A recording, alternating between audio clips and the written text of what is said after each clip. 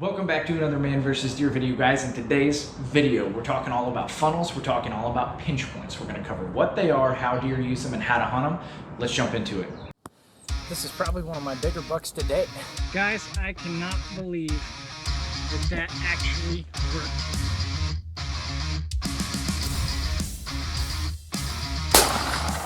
Looks like a double long shot. It was hot. It was really hot.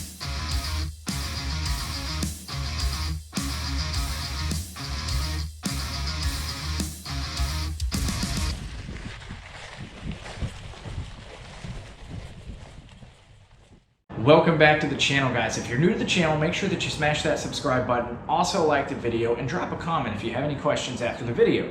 Today's video is actually the last video in the terrain series. And if you've been following along with that, I really hope it's added some value to your hunting. I hope that you've gotten a lot of information out of it. And I hope that it's been good enough that you can share it with some friends. But this is the last video in the terrain series. And if you don't know what the terrain series is, or you've happened upon this video by accident, I recommend watching this video here.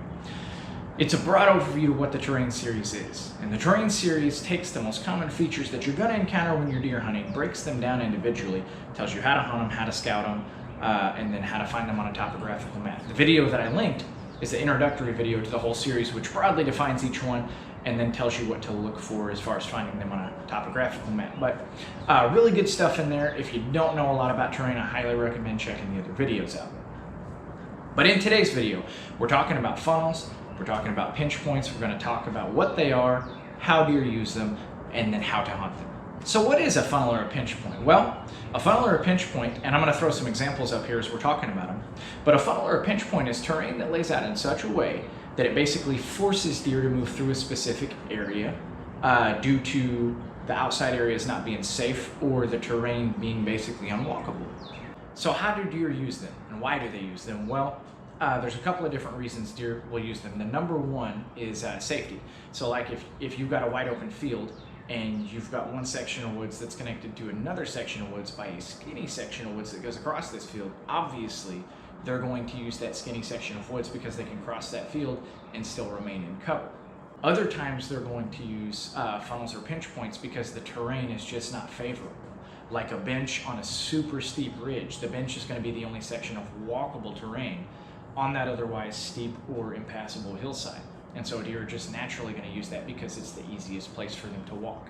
So they're going to use funnels for safety, or they're going to use funnels for easier walking. Now we're going to talk about how to hunt a funnel. And the principle for hunting funnels is very, very similar to other videos I've done, like the video on hunting benches or inside corners. But step one, you're going to want to scout the area thoroughly.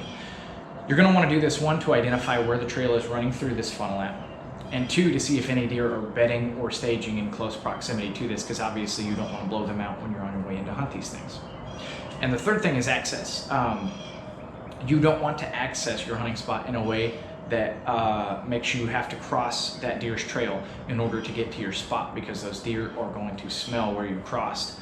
And obviously that's not going to be good for you. So step one, scout it. Step two, identify the trails. Step three, make sure that your access is right. But basically what you're going to want to do with these, I'm going to throw an example up here, is you're going to want to identify where those trails are. You're going to want to look at the wind that you have that day. And for this example, let's say we got a wind that's going this way, and you're going to want to set up your stand downwind of where that trail is, but close enough that you can still shoot to it. And I know I've said that throughout this video series a lot, but that is the basic setup that you're going to see so many times, is that you want to be downwind of where this deer trail is, but still able to shoot to it. And funnels are no different. A couple of hot tips on hunting funnels. One, we already talked about access, but in the example listed above, if you're going to be hunting on this side of the funnel, you need to be accessing it from that side of the funnel so your scent doesn't cross the trail and potentially give up your position before you get a chance to shoot. The second thing is when deer are moving through these funnels, they have a point A to point B mentality. They're not stopping, they're not grazing. It is usually a very quick walk or trot through these things. So if you see a deer coming, you're going to want to get drawn back while the deer is approaching, and you're normally going to have to stop them, especially if it's during the rut phases and you're talking about a buck. You may have to yell quite loud to get them to stop. But once you see a deer is approaching and you want to shoot that deer, get drawn back, pick the spot that you're going to stop that deer in, and as soon as that deer gets probably 3 or 4 steps before that spot, because it's going to take a minute to get them stopped, especially if it's in the rut. You're just going to give them a little mat, and you'll be okay to shoot that deer. But just know that they like to move through these things quickly, so if you see something that you want to shoot, you want to be ready before it gets to the spot that you can shoot it. That is pretty much the end of today's video, guys, and it's the end of the terrain series. I really hope this was helpful to you. If it is, make sure you smash that subscribe button. Definitely like the video, and if you had any questions or this video was helpful to you, drop a comment below. I'd love to know your thoughts on it. I really appreciate you guys hanging with me throughout this series. Got lots of other content on the channel for you guys to check out. Thanks for watching. I'll catch you in the next one.